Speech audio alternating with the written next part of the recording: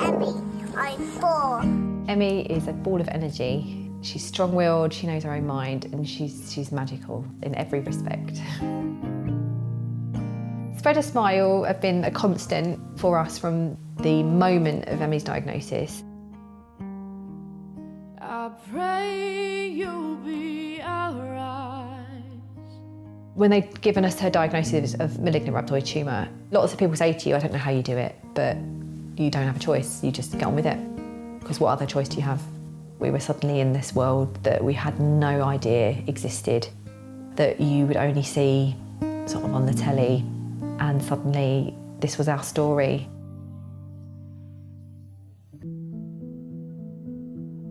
The first thing is, what do you tell George?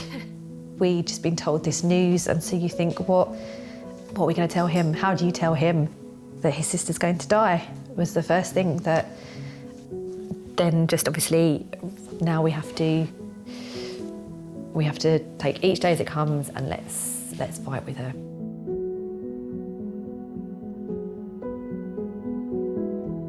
I was phoning family and friends and saying that she's going to die, and I just couldn't wrap my head around it. It's an unnatural thing to have to say, I think.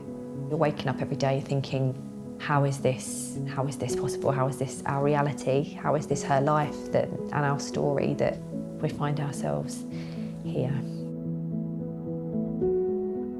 When you hear the words chemotherapy, the first thing you think of is that they are going to get very sick, but also that you're going to lose your hair. And we desperately didn't want her to look ill. And you know that those physical signs, when you start losing your hair, your eyebrows, your eyelashes, you're going to look unwell. And that's what was breaking my heart a little bit, breaking our hearts, was just to see her looking unwell. I think after her first dose, the next morning, I lifted her head off the pillow, and there was hair on her pillow, which was hard to see.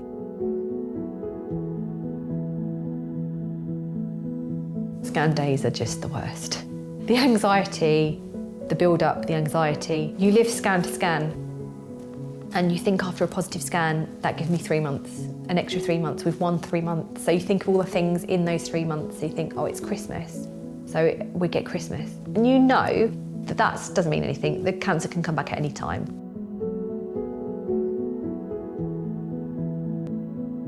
Emmie is very small for her age.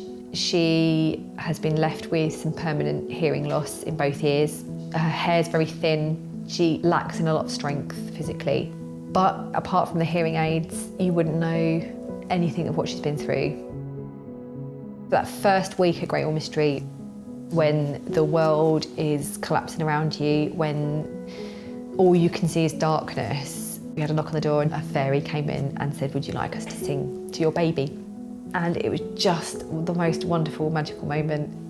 We will always remember that moment. On the day of her surgery, her consultant came to us and said, we need to change her chemotherapy schedule round. It meant that we had to be in hospital over Christmas Day. And I was gutted. I cried so much. I thought, this could be our only Christmas and we're going to be in hospital. We turned up on the 23rd of December and we were in Santa's Grotto.